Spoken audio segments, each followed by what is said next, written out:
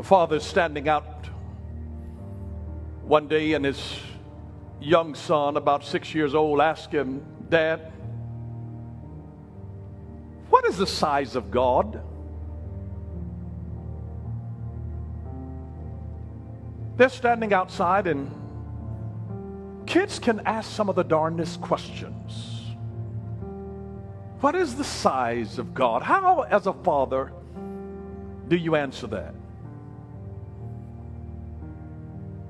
While he's trying to figure out how to respond to his son,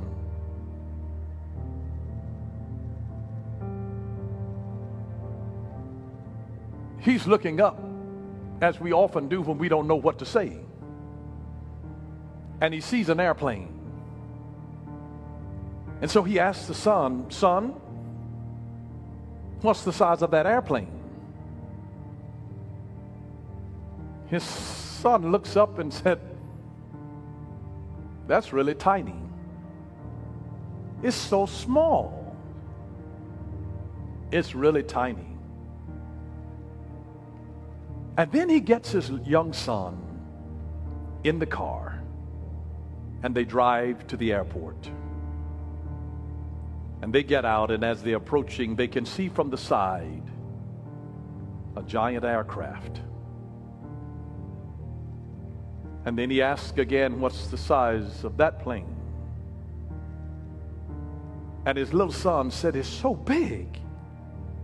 It's so big." And the father explains to him that when you get closer to it, it seems bigger. And so he says, the closer that you are to God, the bigger and the greater that God seems to you. The farther that you are away from him, the smaller that he seems, and you begin to doubt what all he can do. And this is why the Bible says, draw near unto God, and he will draw near to you. And as you draw near to God, it begins to embolden you with a faith that with God all things are possible, because you see the greatness of God.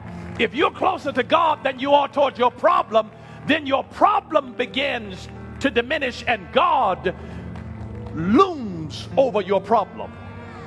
But when you're too close to the problem or to the person who is the problem, it obscures your perception of God. And the answer is to draw close. And sometimes we just need to get close to it so that we see that my God is enormous. He's the one that spat out the 7 seas. He's a huge God. And the closer that you are to him, the bigger that you realize that God is. He is enormous.